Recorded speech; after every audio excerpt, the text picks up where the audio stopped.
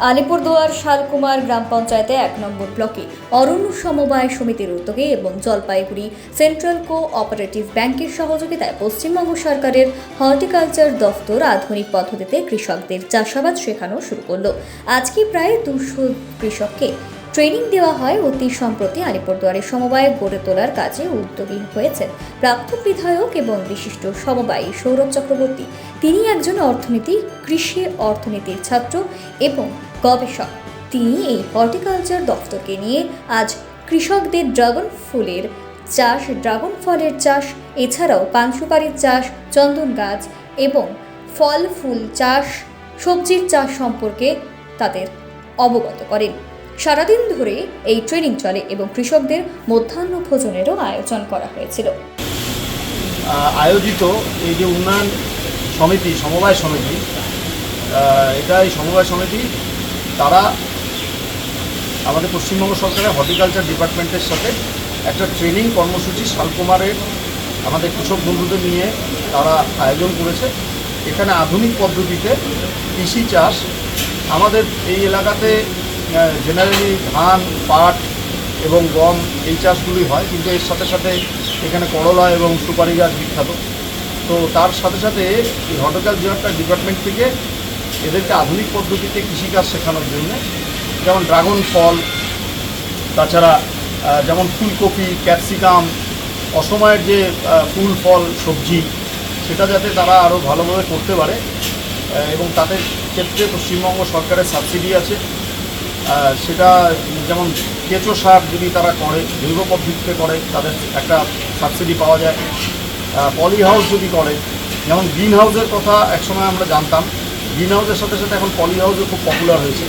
এই পলি হাউস করলে পরেও সাবসিডি দেয় পশ্চিমবঙ্গ সরকার। এই বিষয়গুলোকে কেন্দ্র করে এবং সমবায়ের সাথে কীভাবে এই কৃষক বন্ধুদের নিয়ে আরও উন্নতমূলক ফসল চাষ করা যায় তার একটা ট্রেনিং প্রোগ্রাম আজকে শালকুমারে শুরু হয়েছে। এরকমভাবে বিভিন্ন জায়গায় ট্রেনিং দিয়ে এই এলাকার কৃষকদের আরও এগিয়ে নিয়ে যাওয়ার পরিকল্পনা নেওয়া হয়েছে। শালকুমার ২ অরণ্য যে আমাদের সমবায় সমিতি, এই সমবায় সমিতি আমার নিজের হাতে গড়া।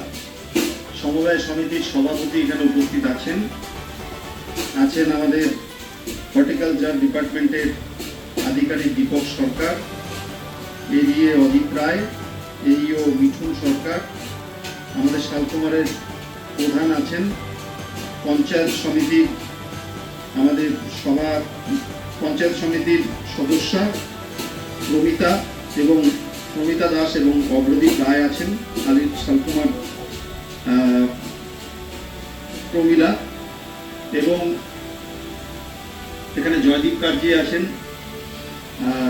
এবং আমাদের কর্মসূচি আধুনিক পদ্ধতিতে কৃষি চাষ। হর্টিকালচার ডিপার্টমেন্টের মাননীয় আধিকারিক খুব সুন্দরভাবে বোঝাচ্ছিলেন, আমি পেছনে বসে খুব ভালো মতন শিখছিলাম। আমি নিজেও একজন এগ্রিকালচার ইকোনমিক্সের ছাত্র, সুতরাং এই অল্টারনেটিভ পদ্ধতিতে চাষের বিষয়টা একসময় আমার সাবজেক্টে ছিল। আমি এই বিষয়ে চাকরিও করেছি সন্দেশখালীতে 1998 সালে। তো সেখানে রিসার্চ অ্যাসোসিয়েট হিসেবে কাজ করতাম। তো আলিপুরদুয়ার শালকুমারে বেশিরভাগ কৃষক বন্ধুরা এই এলাকায় কৃষি চাষ হিসাবে রবি শস্যের চাষটাতেই তারা জানেন, তারা যোগ দেন। যেমন তারাও বিভিন্ন পদ্ধতিতে চাষ করলে যে উপকার পাওয়া যায় সেটা হর্টিকালচার ডিপার্টমেন্ট আপনাদের বুঝিয়েছেন। আমরাও সমবায়ের তরফ থেকে আপনাদেরকে এটাই বলবো,